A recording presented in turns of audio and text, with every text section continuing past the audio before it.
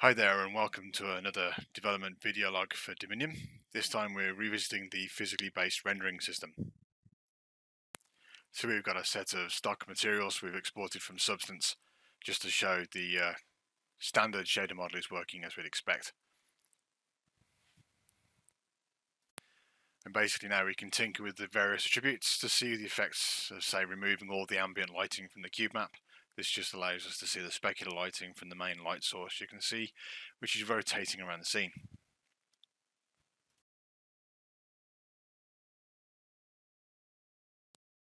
So basically you've got one shader that has all the elements we need, and this then allows us to tweak the lighting effects for various materials wherever we choose by just swapping out the cube map and the actual light source color itself.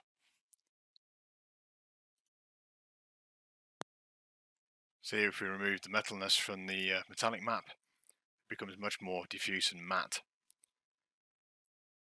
and less reflective, and if we change the roughness value, then you can see the specular highlight from the main light source has pretty much disappeared because it's now such a tiny concentrated point of light. Hopefully when it comes round you'll see, there it is. You can just see as we tweak it now on that globe there, look, the light source is minuscule because it's highly reflective. And then if we remove the albedo component, so we get rid of all the colour, then you can see the bare effects of the shader in action. So the roughness there you can see on the globe just to the front left, and then the specular highlight and Fresnel effect, which if we increase makes the objects far more reflective, and if we decrease makes them far less reflective.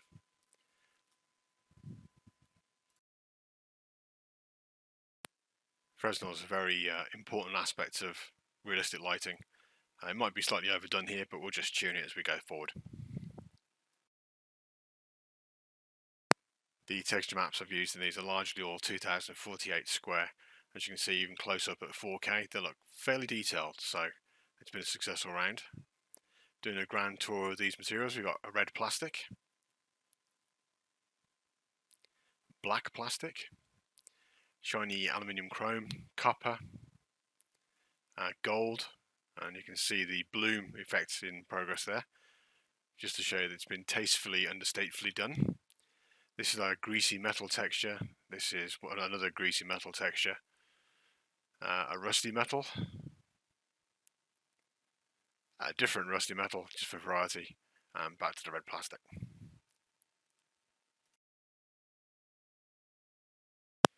If we strip out the ambient, and zoom in, you can see the lighting effects from the different types of materials. Much more detail.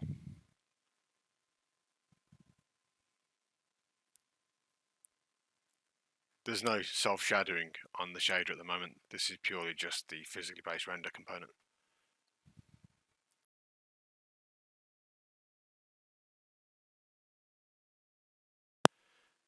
And if we go ahead and start stripping all the elements out,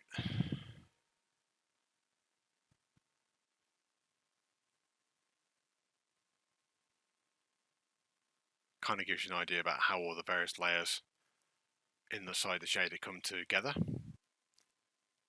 So that's no ambient lighting at all. You can see then nothing has any effect for these because they only contribute to the ambient lighting from the cube map.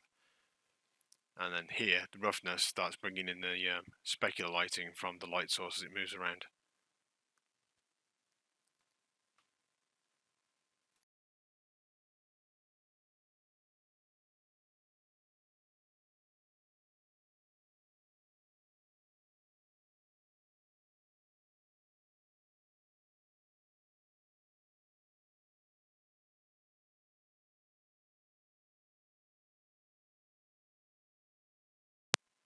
Okay, so being pretty chuffed with that result, I decided to use the stock model that usually you see.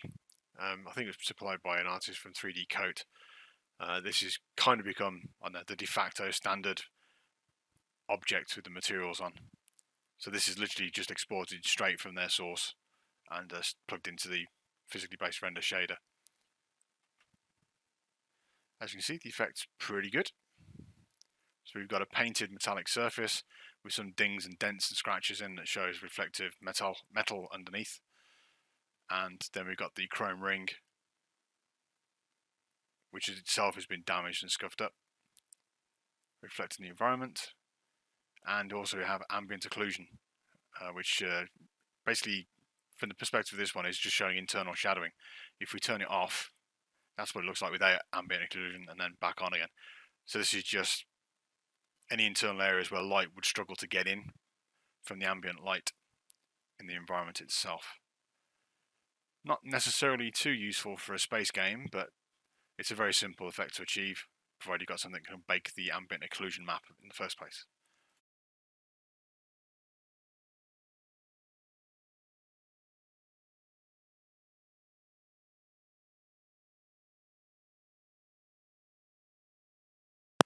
Let's go in and get a good close-up.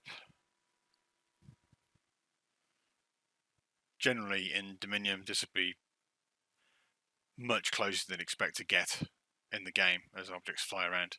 You might see space stations or stationary objects at this level of detail, but I think it holds up pretty well, even that close.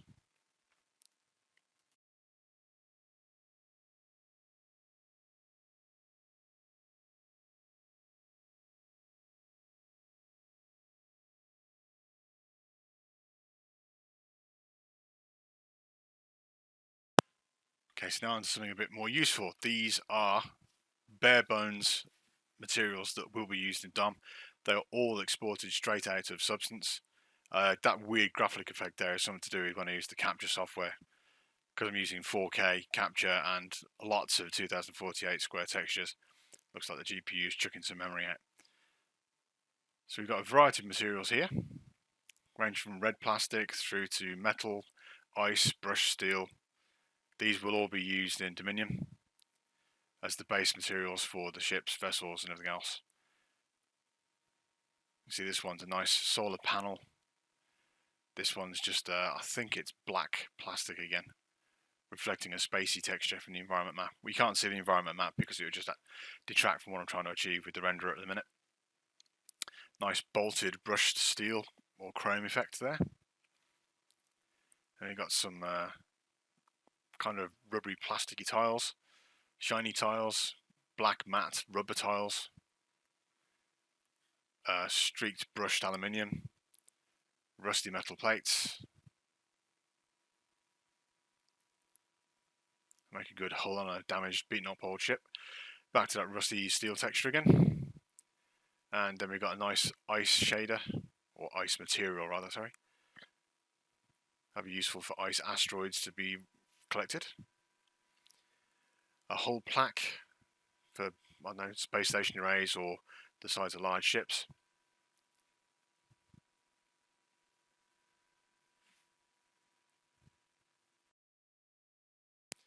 Back to those greasy metals again.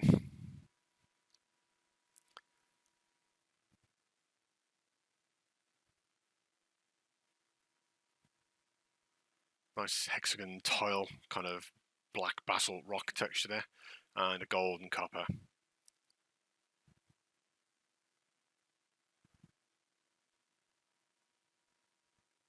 And in these ones where the texture's been cleared out, they're just a shiny metal and a scratched metal effect. And then we've got a couple of more interesting textures, more detailed.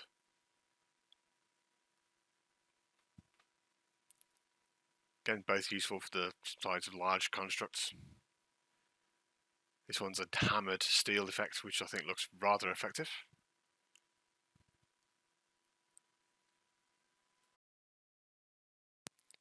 I think the way the light plays across this texture, the dings and all the scratches, looks particularly effective. Looking forward to using that. Right, this means I've finally achieved what I set out to do when I started working on the PBR system. And after my foray into rendering, I can go back to doing some gameplay. Once again, thank you for watching.